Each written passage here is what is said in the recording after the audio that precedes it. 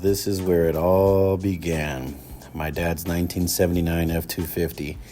I grew up in this thing. We would always go out hunting. He wouldn't really take me fishing too much, but we would just cruise around, go pick up wood. I learned to drive in this truck.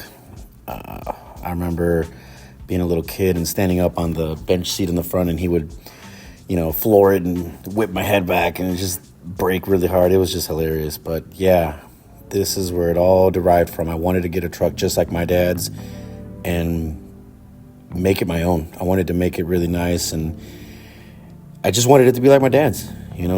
He's the man. So I ended up looking for one for a while and finally found one just like this, just different colors. But yeah, here's the man himself, my pops. And here's my truck.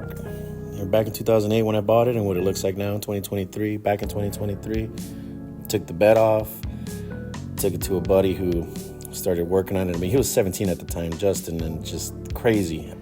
So many people have helped out with this thing and, showed me new stuff along the way. And we painted it back at my old house. We ended up taking the motor out, and Justin said, we're not putting this thing back in. So what do? We're going to rebuild it. And he's the man. Here he is putting it back together, and just helped me out so much. And I took advantage that the motor was out, so I painted the engine bay, and here we go, putting in the new motor, or the rebuilt motor.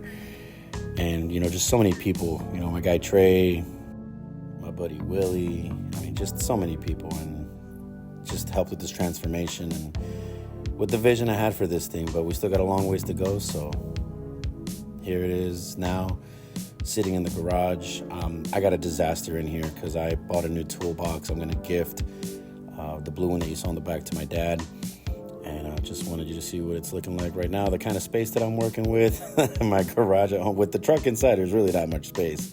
So, yeah, check it out. There's some burn through because I was polishing it out. We painted this thing, and it was just a quick scuff and shoot kind of deal. The guy helping me didn't really care too much, but he did show me and get me started. So now I'm going to take it from there. All right, the new box is here. I'm about to just organize the hell out of everything, throw some stuff away, get things going.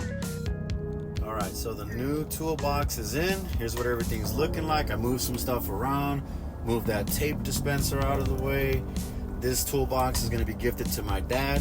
And I figured while we're getting ready to spray this tailgate, we're going to go ahead and prep the front fenders for the truck. So stay tuned. Here we go. All right, so most of the organization is done.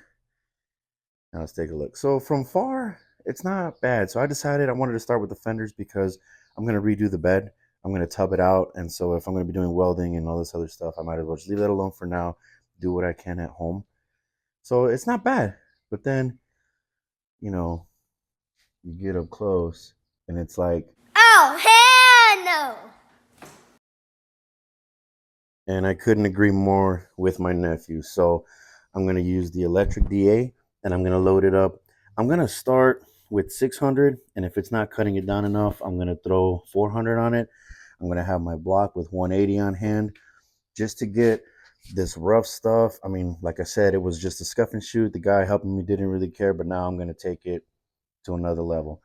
I'm going to leave the light in for now because I'm going to take the grill and the bumper off later when we're getting ready to spray it. So stay tuned.